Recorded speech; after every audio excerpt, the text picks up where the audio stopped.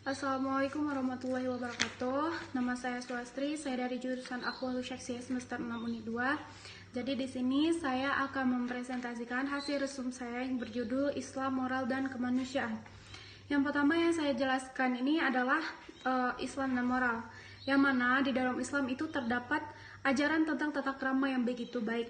Meskipun ada yang membedakan antara akhlak dengan moral, perbedaannya antara lain adalah sumber dan rujukannya. Akhlak bersumber dari Al-Quran dan As-Sunnah, sementara moral itu tidak bersumber dari Al-Quran dan Sunnah. Tata krama akan tuntunan bertingkah terdapat dalam Al-Quran dan Sunnah. Di samping itu, ia tercermin dalam tujuan Nabi Muhammad SAW diutus menjadi Nabi dan Rasul. Jadi yang pertama itu adalah tujuan Nabi Muhammad SAW itu diutus. Sebagai kita ketahui bahwa pada umumnya Nabi Muhammad SAW diutus itu menjadi Nabi dan Rasul untuk menyempurnakan akhlak. Karena Nabi Muhammad SAW bersabda, "Bu'istu li'utammima makarimal akhlak", yang mana artinya aku diutus untuk menyempurnakan akhlak. Berdasarkan hadis tersebut, ajaran akhlak sangat penting untuk dipelajari dan dihayati. Secara teoretik, akhlak dapat dibagi menjadi dua. Yang pertama yaitu akhlakul karimah, yang kedua akhlak majmumah. Yang mana akhlakul karimah ini adalah akhlak yang mulia.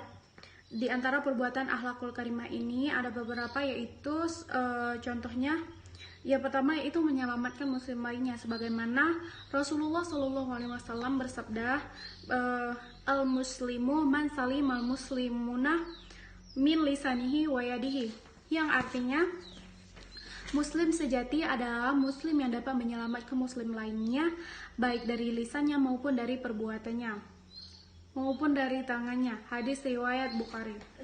Yang kedua yaitu menunaikan janji. Allah Subhanahu wa Ta'ala memerintahkan untuk menunaikan janji, sebagaimana di dalam Al-Quran surah Al-Ma'idah ayat 1 Allah berfirman, yang artinya, "Hai orang-orang yang beriman, tunaikanlah janji-janji itu." Yang ketiga yaitu membersihkan kotoran dari jalan. Itu termasuk akhlakul karimah, karena Rasulullah SAW bersabda di dalam hadisnya, "Wa immamatul adza anit tariqi su'batu minal iman", yang artinya membuang kotoran dari jalan muslimin adalah bagian dari iman. Hadis riwayat Muslim. Dan adapun perbuatan tercela selanjutnya adalah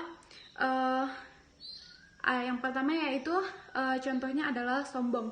Allah mengharamkan kita berlaku sombong. Dalam Al-Quran, Quran surah Al-Isra ayat 37, Allah berfirman, yang artinya, "Dan janganlah kamu berjalan di muka bumi ini dengan sombong, karena sesungguhnya kamu sesekali tidak menembus bumi, dan sesekali kamu tidak akan sampai setinggi gunung." Nah, yang kedua yaitu ria. Ria ini adalah perbuatan seseorang berbuat kebajikan, ia ingin orang-orang di sekitarnya mengetahui perbuatannya itu. Yang mana terdapat dalam surah Al-Baqarah ayat 263 yang Allah berfirman, yang artinya, "Hai orang-orang yang beriman, janganlah kamu menghilangkan pahala sedekahmu dengan menyebut-nyebutnya dan menyakiti perasaan penerima, seperti orang yang menafkahkan hartanya karena ria kepada manusia dan dia tidak akan beriman kepada Allah dan hari kemudian." Yang ketiga yaitu munafik. Munafik adalah sikap mendua atau bermuka ganda.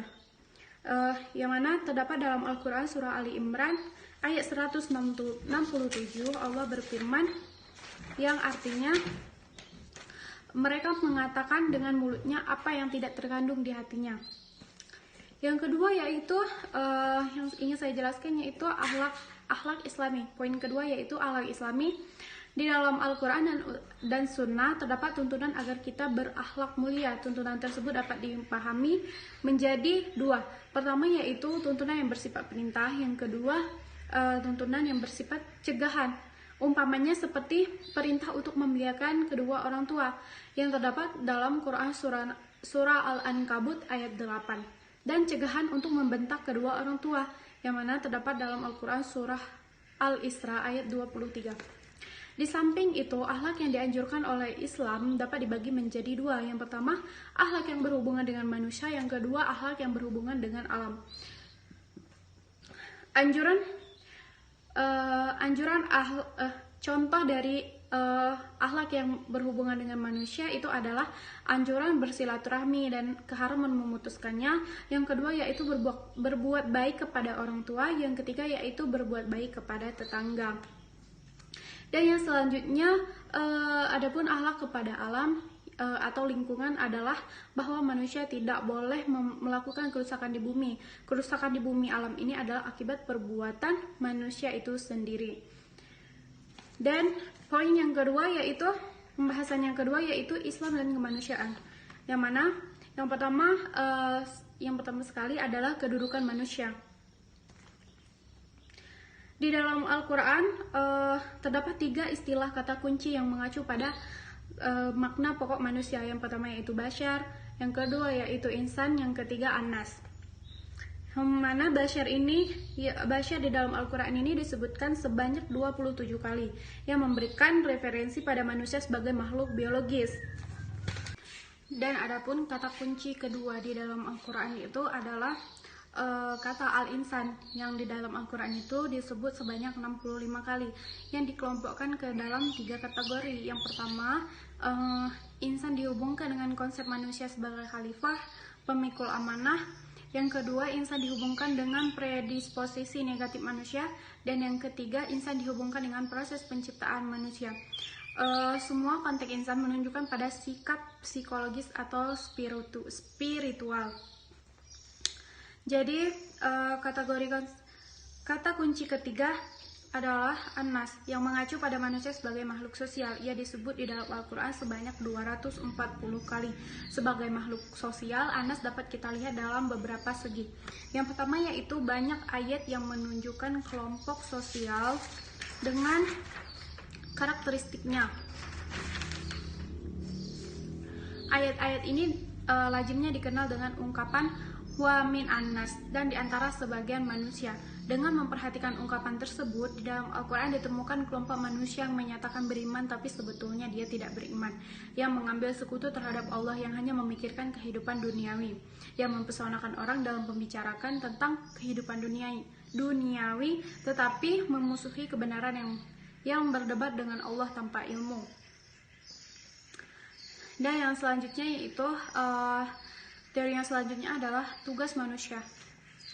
Dengan mengacu kepada Al-Quran, kita dapat mengatakan bahwa tugas manusia adalah beribadah kepada Tuhan. Dalam artian umum, bukan hanya beribadah dalam artian khusus atau madlah. Dalam surah Al-Zariyat ayat 56, Allah berfirman yang artinya, dan aku tidak menciptakan jin dan manusia itu melainkan supaya mereka beribadah kepadaku. Adapun tugas ibadah dalam pengertian khusus adalah menyembah Allah dengan cara-cara yang secara teknis telah diatur di dalam sunnah. Ketentuan-ketentuan yang bersifat teknis itu diatur dalam kitab-kitab fikih yang pada dasarnya termasuk budaya karena merupakan produk ijtihad. Sedangkan yang dimaksud dengan tugas ibadah dalam pengertian umum adalah adanya keyakinan bahwa seluruh perbuatan kita yang bersifat horizontal semata-mata diperuntukkan bagi Allah. Oleh karena itu, menolong sesama, menghormati orang tua, mendoakan yang terkena musibah, serta kegiatan lainnya merupakan ibadah kepada Allah Subhanahu wa Ta'ala. Dan yang ketiga adalah manusia sebagai khalifah. Tidak ada konsep kitab suci tentang manusia yang lebih terkenal kecuali ajaran kekhalifahan manusia. Dalam Al-Quran surah Al-Baqarah ayat 30 disebutkan bahwa manusia adalah khalifah, wakil pengganti atau duta Tuhan di bumi. Setelah menjelaskan drama kosmis dengan merujuk pada peristiwa reaksi para malaikat atas kehendak Tuhan untuk menjadikan manusia sebagai khalifah, peristiwa pengusiran Nabi Adam alaihissalam dan Hawa karena keduanya tidak taat atas perintah Tuhan untuk menjauhi sebuah pohon, dan dimaafkannya Adam dan Hawa yang telah diusir dari surga. Kisah tersebut menunjukkan martabat manusia yang sangat tinggi, yaitu sebagai khalifah atau wakil Tuhan di bumi. Kekhalifahan manusia di bumi ini memiliki implikasi yang luas karena kedudukannya sebagai wakil Tuhan di bumi. Manusia nanti kelak akan dimintai pertanggungjawabannya di hadapan yang mewakilkannya tentang tugas suci yang diembannya. Karena adanya pertanggungjawaban manusia dalam hidupnya senantiasa berjuang dengan meningkatkan kualitas dan kuantitas amal soleh. amal solehnya dan mengurangi serta menekan kualitas dan kuantitas kesalahannya. Sebagai gambaran di atas,